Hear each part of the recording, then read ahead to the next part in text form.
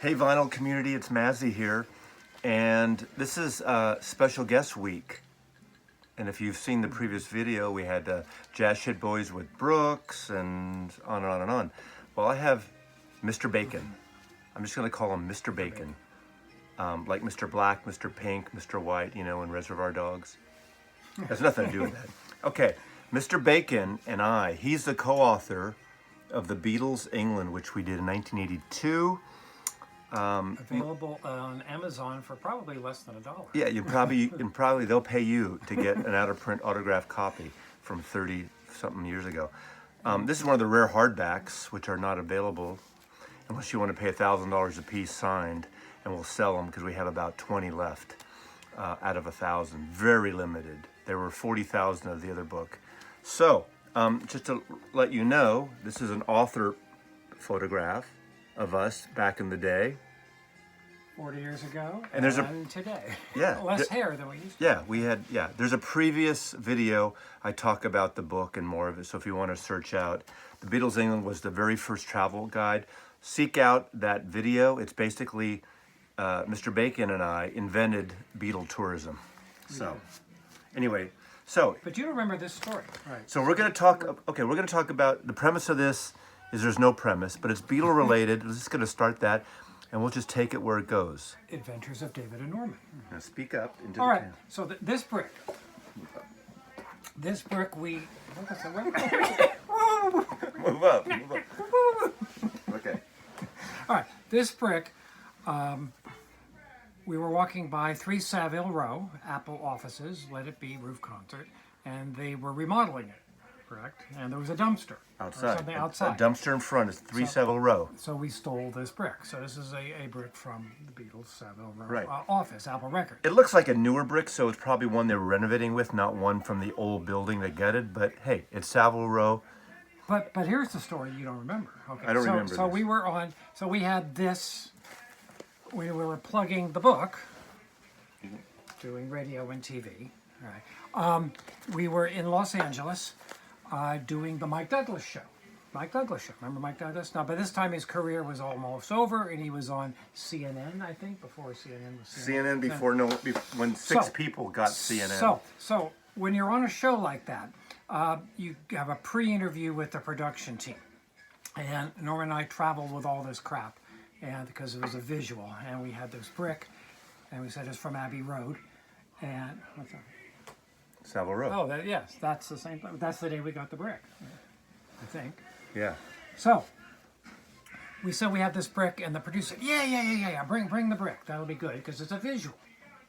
So that evening we were on the air, and show goes to commercial. Norman and I are brought onto set, and sitting down, and I had this brick with me, and I held it on my lap like this. And come out of commercial. Where did you go, Norman?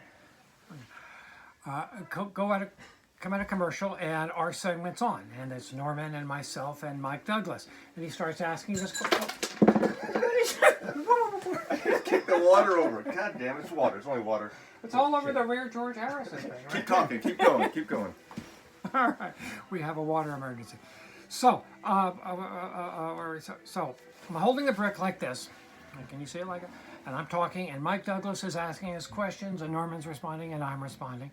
And the segment ends. All right? Keep going. Keep It's like Ringo on that. Nothing to see here. Nothing to see here. So when they break the glass in the 64 Christmas thing. So the segment ends, and we're off the air. And so I'm sitting on national television being interviewed by Mike Douglas holding a brick in my lap with never a reference to the brick or why this asshole is holding a brick. I remember that. It's very funny. That's it? It's a very humorous antidote. Right? Okay, keep talking. Okay. Beatles stuff. Whatever you Beatles stuff. want. You want to show something? Whatever. All right, so here's a close-up of the brick. A lot of I'm visiting Norman. I live in New Jersey. We don't really see each other every 3 years, something like that. Except I saw you earlier this year We at did the Beetle Fest. Much of this stuff in this room, like that, We got this at Beetle Fest. I remember getting that. Yeah. I have a broken one in my classroom. A lot of this stuff I remember from 910 Productions office. That was our book thing. Thousands of years ago. So, Paul? Somebody is home, stoned, watching this, so there's nothing actually to see. But what do you want to see? I'm just looking around all this stuff. This is a cool thing. When I worked, managed a record store, 1976 Wings Over America tour from Capitol Records. I got this promotional Wings belt buckle. That's kind of cool. I think I bought you this as a Christmas present. You'd, Maybe. is this not Ringo or Robin? No. No, I think I thought Yeah. there's an apple. I said, oh, no, I like that. It's Beatle related because we say it is. Because it is. So, you know. This, speaking of... There's nothing to see here. Speaking of the Beatles England, We should talk about records at some point. well, but this was from the Beatles England. Oh, yeah. I think I showed that in one of the videos, Did you? All but right. you don't. But Now, whose autograph is it? Oh, Victor Spinetti. it's Victor Spinetti. It's Ray McFall. Who's Ray McFall? we were at the Sheffield. 1980 Beatle something Beatle, like, extravaganza, not Beatle Fest, A but convention something, type thing. And Mark Lewison was there, Mark Lewison. and there was the Beatle trivia contest for the Beatle Brain of Britain, 1980, and Norman doesn't know anything, but I know stuff. And I was number 2. I came in number Mazzy. 2. It's Mazzy, Mazzy? Okay, Mazzy. I came in number 2 because I got one question wrong. And the question was, what does NEMS stand for? And I even knew that one. I said East. East And it's Music North Store End. is North End. Well, I was close. Victor Spinetti, Ray McFall, who was the DJ at the Cavern, Alan Williams, who was the the Beatles' first manager, Who we stayed at his house. and who's the Captain Kangaroo guy again? What's his name? The guy who was the DJ. That John Lennon beat Beat up. John Lennon beat up. Almost killed him. Almost on killed Paul's him. 21st At the birthday. Cavern. Okay, not Ray McFall. It's the other guy.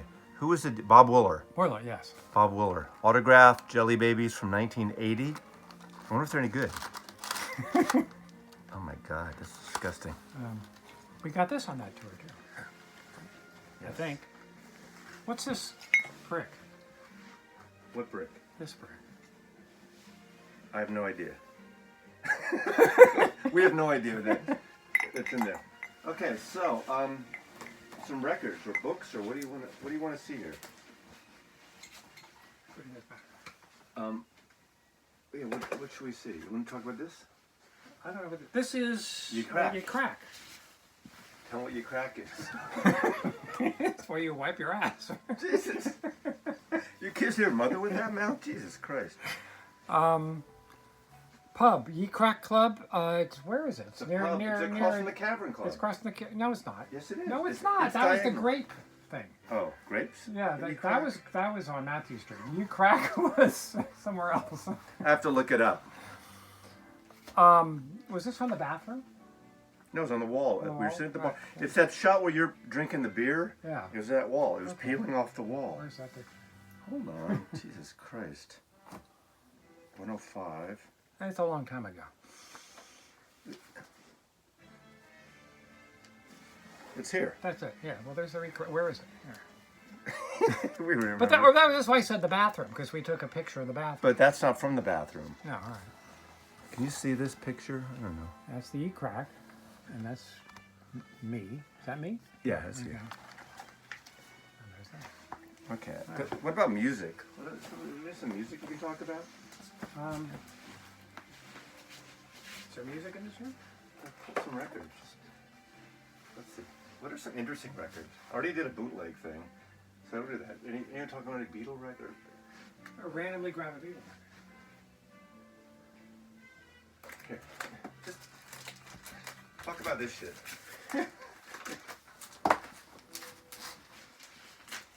Because you know more about it. Ow! We're in Germany. Okay. So, Beatles Beat is the name of the album. Okay, make sure you don't get glare. You got to be professional here. You got an angle so you don't get the glare. And this is a record that contains Beatle music. So what about this pressing? I don't know. Yeah. Sure, I don't know anything about it. It's German. Kann ich Ihnen helfen? Was ist das? Gab mir deine Hand mit Schlag. The real one is this is the one. Yeah. That this is the one that collectors love. Okay. So Nora and I disagree. I think vinyl is no different than CDs. CDs are just as fine. And if you have the CD of this record, you have the same as this. But collectors disagree. This is the vinyl community. He doesn't understand this. He's not about. But this is basically the Please Please Me album. The Beatles. This is a stereo version. The best sounding, more air in it. The best sounding version of the Please Please Me album. So if you can find The Beatles on Horde Zoo, you should get this. It's great. There we go. Star Club. These are all garbage. You don't want any of these. The best version of the Star Club is by Lord, what's the guy's name? Lord Reith. Bootleg. These were processed beyond belief, and they sound horrible. The raw tapes of this is actually almost listenable, but this is garbage.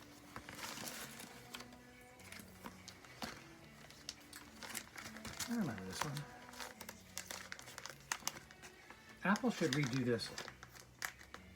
Well, they This- just, this it's was- basically anthology.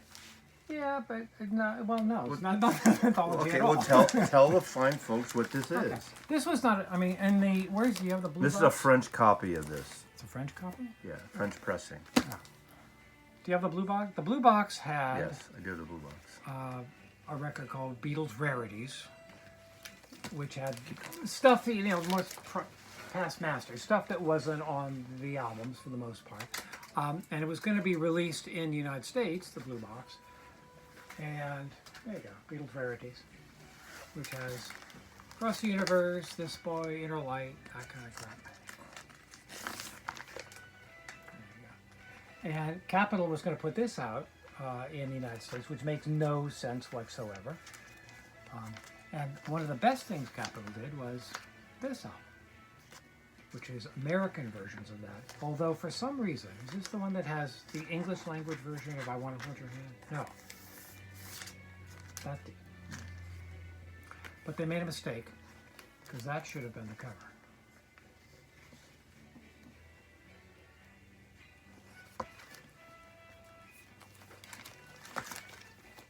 I used to have all this. Oh, I'm supposed to show it, right? Yes, he doesn't understand what video means. He has a degree in film, and he doesn't understand that you people are looking at us. That we're not just. But I looking gotta look at it ourselves. first before. We look at the back. That's what show business is about. And we were just talking about a funny story with Tony Sheridan. Is that when Norman and I were in Hamburg doing the Beatles England, we were at some bar somewhere in the Reeperbahn, and this guy, The Reeperbahn. Tony Sheridan, was at the other end of the bar, having a beer, and he was playing that night in that bar or somewhere near there, and so we had the opportunity to see Tony Sheridan perform in Hamburg. However, the show didn't start till 3 in the morning. What time was it? Midnight or something like that? Yeah, 11 or 12. And we were, 26 years old? We didn't stay up for the frickin' show. I was way past our bedtime, and so we never did see Tony Sheridan. Yeah, I mean, come on. I don't even know what these were. Okay, So- you read. This is Beatles For It's Sale. Beatles For Sale But this from is somewhere. this is a German pressing. German pressing of Beatles For Sale. Obviously, different typeface, different cover. It's a Robert Freeman photograph. I have no idea what this is. No, this is weird. Meet the Beatles from somewhere that speaks Spanish. This is from Colombia. Not Columbia Records. Colombia, the country, South America. The back is the same as the American, or close to it. Yeah. Mono something or other. En español. in Espanol. It's cool. Yeah. That's, I think, This is that must be Canadian? Canada, right? Long, tall Sally, Yeah, I Canadian. guess. Is it Canadian press? Or as David would say, as Mr. Bacon would say, Canada. Or Canada. We're in the Canada section. Canada. Beatlemania. This is with the Beatles. Yes, that's why it says with the Beatles. Well, no. It says Beatlemania with the With Beatles. the Beatles.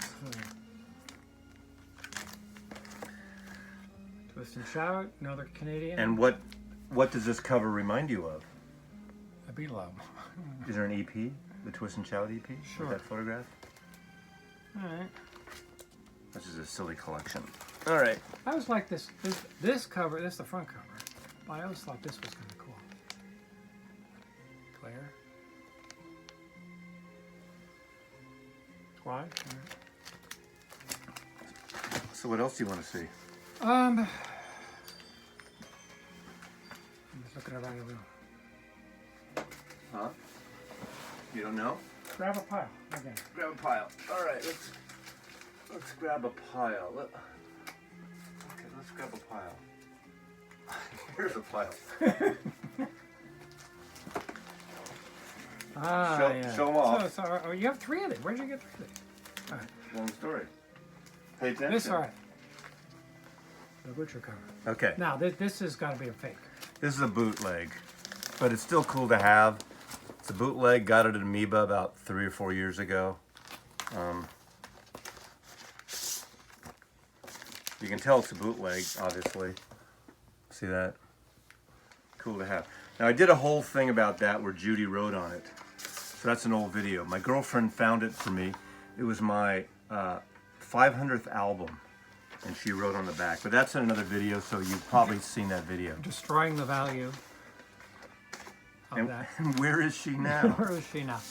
When Norman got this, Mazzy.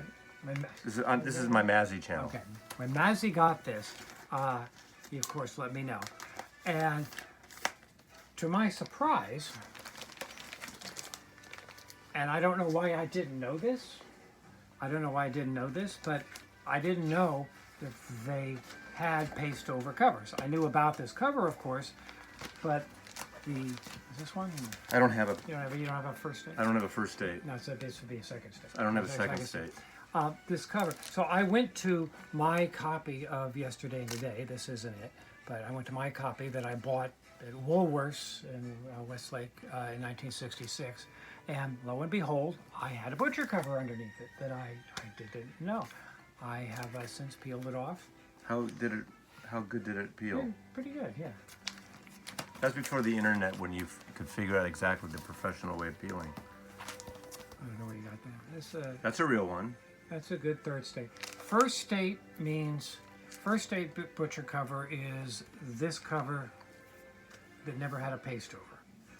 Second state is this cover with this pasted over intact. And actually those are some of the rarest now, because everybody that had a second state cover tried to peel it to get this cover. And then third state is a peeled cover.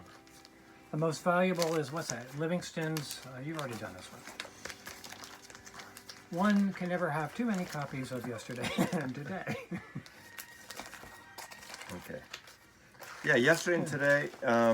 Explain to the fine audience, for the non-Beatle people, what Yesterday and Today musically is. Actually, it's a really good album. So it is, Capitol needed an album in mid-1966. They had a number of tracks left over from Rubber Soul and Help. And Why is that? And a couple of singles, because Capitol would have few. Am I holding it wrong?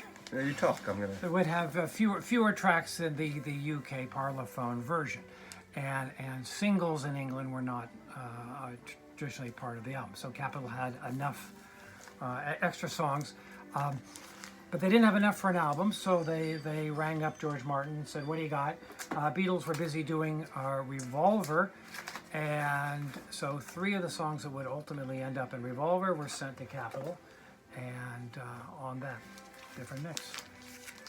I also like, which version do you, you have the not? Unopened, Tower Records, $8.99. So this is... Well, there's okay. We discovered, I had another friend that came over, and when the Beatles, when Capitol started issuing the UK versions in the late 80s, around 86, when the CDs came out, records were still coming out. So Capitol, the CDs were based on the UK original editions. So at that point, Capitol decided to transfer and put out all of the Beatle albums in the original formation, kind of to discontinue the Capitol records. So I went to Tower Records and I bought the whole catalog that I kept sealed.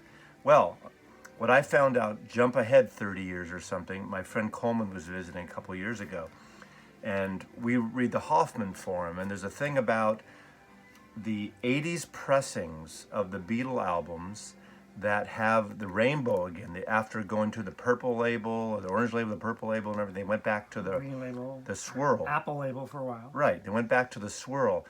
And most of those were cut by Wally Trugout. Trugout, you guys will know. He doesn't know this shit. He's not a vinyl guy. Get out of here. Anyway, if you have a Wally pressing, a lot of people know here who follow pressings on the Hoffman Forum that Wally was a mastering engineer for Capitol Records, did an excellent job. So in the dead wax and the run out groove, I know some shit. I make it up usually time, but I know this shit. But how do you know that that's it? Because this is sealed. It is sealed. But Coleman and I went through 3 different records we opened up, and 2 out of the 3 sounded fucking amazing. Not of Help necessarily, but of, I think it was Beatles 6 and Rubber Soul, and I can't exactly. But I went through them. Let me see if I have one. Do you have the U.S. boxes here somewhere? CDs are somewhere else. Oh, they're somewhere else. We're not doing. This is not a CD thing. So CDs are better though. it is fuck CDs.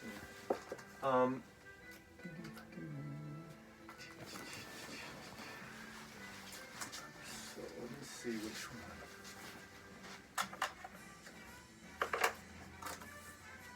I think this is it.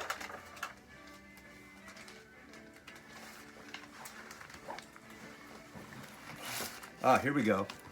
This is one that I opened. It still has my $7.99 sticker. I bought this one probably in the like 86, 87, and it's got the swirl. It's a pristine version. It's got Wally in the dead wax, and it sounds amazing. And can you tell the lovely folks the difference between the American stereo and mono rubber sole? Mr. Bacon, expert. I'm sorry, what was the question? Can you tell the audience here, our friends here, the difference between the American Capitol stereo and mono rubber sole? There are several differences, I believe. How you can really tell is the stereo version of I'm Looking Through You has a false start on it. It's the only place where that is available. Mono Michelle mix has more drums. One of the ways when I meet people who say they're big Beatle fans, they're usually not. That means they like the Beatles, like but me. they're not like hardcore. Do you have an opinion about the 1965 stereo mix of Rubber Soul? I bet you that got you a good date when you were younger. Right? That's his the main Match.com question when Match.com didn't exist. If you know what is unique about the 65 stereo mix of Rubber Soul and have an opinion, you're a Beatle fan. And I'm sure everybody watching this knows. Right? No, they don't. These aren't Beatle fan people necessarily. So 65, George Martin. David, this is the vinyl community. It was on vinyl. The 65 stereo mix of Rubber Soul. George Martin had this idea that a stereo record played on a mono phonograph would boost the center by 3 dBs, He's a science teacher, you can tell, right? Mr. Science. thus creating the wrong mix. So what George Martin did is he has 0 center channel in the stereo mix of 65 of Rubber Soul. And of the 4 tracks, each track was panned hard left, hard right, and with absolutely no center. So it's kind of weird. I actually like it. I like it a lot. When the 87 CD mix came, George narrowed the image a bit. Norman and I differ in that I never ever buy vinyl. I know. So I'm kind of enjoying looking at these because I don't own any of these. I have the little CD See, versions. yeah, he went to the other side. The dark side. Well, let's This show is this cover could have been so much better. Yeah. What a disappointment this one. Tell But it people. finally came out. I mean, this was the Beatles Hollywood Bowl. Came out by George Martin in '77, I think, and was never put out on CD. And then finally, who did the movie of this? Opie. Opie, right. Ron Howard okay. did this Beatles Live project, and then finally this was put out as a tie into that. Yeah, it was the Beatles live movie starring Sigourney Weaver and Whoopi Goldberg. So Giles Martin went back to the actually he demixed it from the 3-track original, and then rebuilt this album from the ground up from the way his father did 2 decades earlier, and then added a couple of bonus tracks. It was all right. I don't know what that is and don't care. With Beatles Rarity. It's an extra Beatles Rarity I We just talked about selected. that already. Yeah. We talked about that. This was a pre-1. It's all right. I can hold it this. Okay.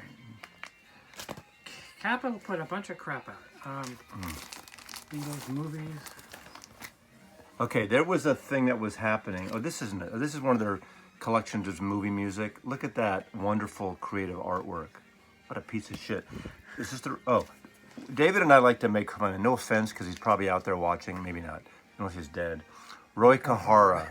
Did he do this cover? Yeah, this cover. He did the Beatles Rock and Roll. Roy Kahara was the main art director, creative director at Capitol Records in LA during a lot of the 70s. And David and I really dislike the repackaging artwork, although I do like love songs. I think love songs work with the Avedon pictures and everything. But this is terrible. I mean, it's kind of a fun collection. Hard Day's Night, Should Know Better. It's helping a Hard Day's Night, Let It Be, and Yellow Submarine, some of their better hits. Yeah. But it's kind of a wanker movie, wanking movie. Yeah. What was that? Limited edition, not for sale. So this was a promo. It's rare. Discogs, rare. This is rare too, I think. So what was it? Stars on 45? Yeah, what was that thing? That was a thing. Medleys. So they made this, which was like During the disco period in the late 70s, and this is what year was this?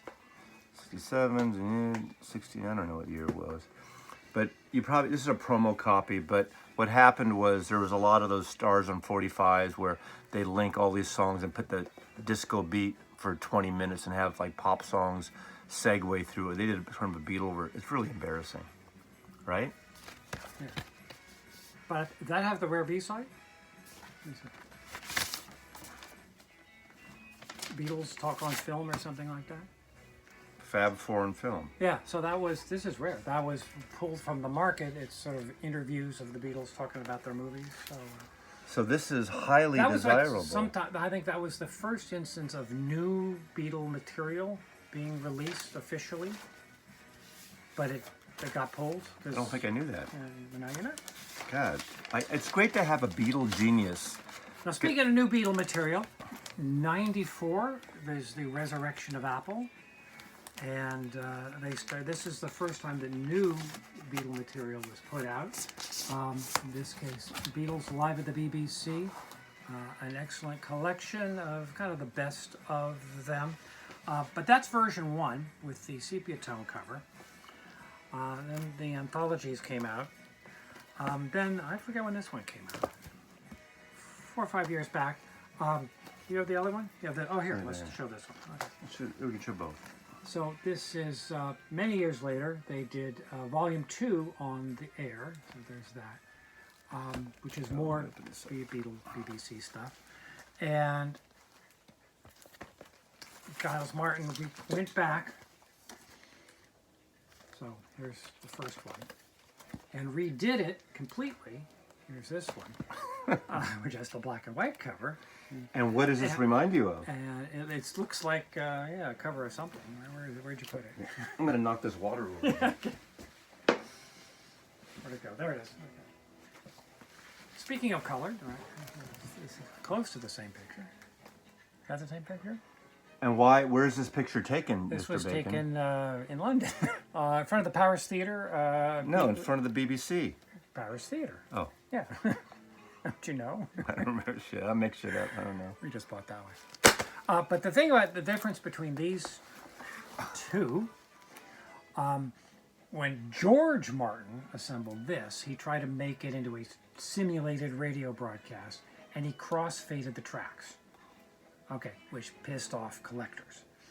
So when son Giles Martin redid the album here, he eliminated the crossfades, thus making collectors happy. Okay.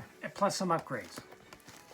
So I don't know any of these. I just enjoy looking at these. Yeah. So the one that this is vinyl people listening to this. Yeah, you're vinyl people. He's not a vinyl person, but he's a guest. But The, Brooks. the one advantage to vinyl is better art cover. The only advantage,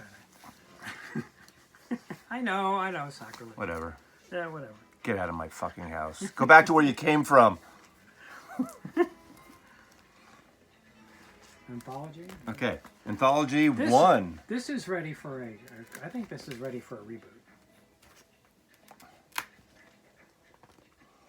These were well done, I thought. Yeah. Anthology 1.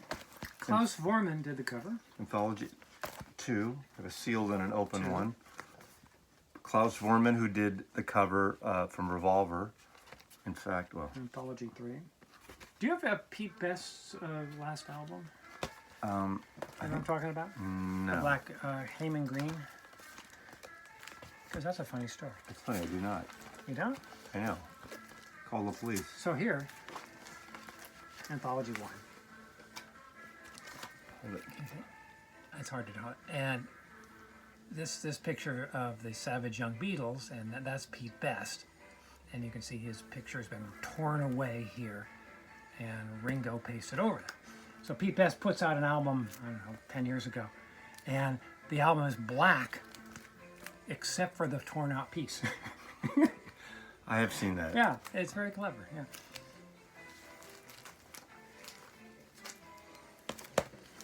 This is the best, I believe, the best-selling album of the O's. It is. It is. Yeah. Yes. Yeah. The Beck's from between 2000 and 2010 or 29, whatever, depending how you put your zeros and ones and zeros, and depending how the century starts at 2000 or 2001, top selling album of that decade is this. Go old people. Yeah. Great collection, right? It's a perfect collection. Right? You know. What don't you like about it, Mr. Bacon?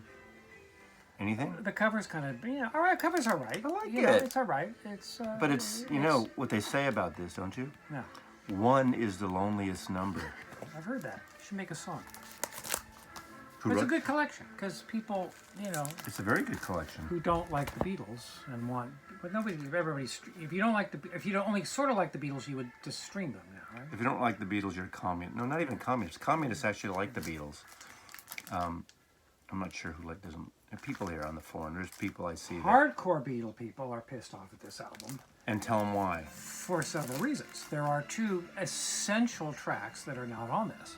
They couldn't fit on the CD. Please Please Me and Strawberry Fields Forever. So they had to kind of, the idea is these are all of the #1 songs in UK or USA. And that's one. And they kind of had to monkey with the concept because it's a packed album. And it was made for CD. CD, they had 80 minutes or 70 And they wanted to make it a single disc. Which was smart because for selling purposes. You know, double albums, a whole different thing, you know. But it's a great collection, and everyone bought it. It's one of those collections that everyone bought. Grandmothers bought their grandkids, kids bought their cats, dead people bought.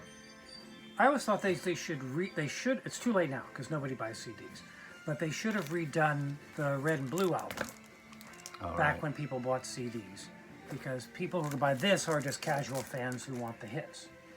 And then there's another group of fans that probably don't want the catalog, but want something deeper. And like a 4-disc set would have been great.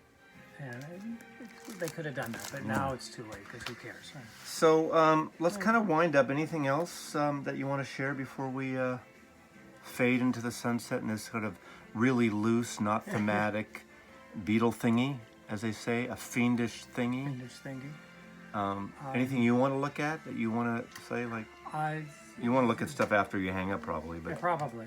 What I'm going to be doing as soon as we hang up is looking at these books. Okay. Because I stopped buying them. Okay. Only Well, if I hear them. I want to thank Mr. Bacon, co-author of The Beatles England, for joining me. Out of print, I have a few copies left that you can get them for $300 a piece. Free shipping. Autographed by both of us, or at least one of us autographing for both of us. That's how it works. I was at a used bookstore 6 months ago, found a copy, and I autographed it for them. They were very excited. I was in Portland, and they had one copy at Powell's Books, the big bookstore, one copy, first edition. If you happen to have a copy that's autographed, you can, I guess, contact Mazzy, and we can tell you whether we actually signed it. Well, because we would sign for each of us, many cases. Right? All right. I don't know anything about Yes, you that. do. I do not know anything about that. All right. That's a lie. I made that part up. Yeah, anyway, Mazzy loves you. Thanks, VC. That's Vinyl Community, just so you know. Okay. Thanks, VC, for watching. And this is more of a random, mindless one. So hope you had a cocktail or a joint or a Coca-Cola or whatever while you watch. But Peace and love. peace and love. Take care.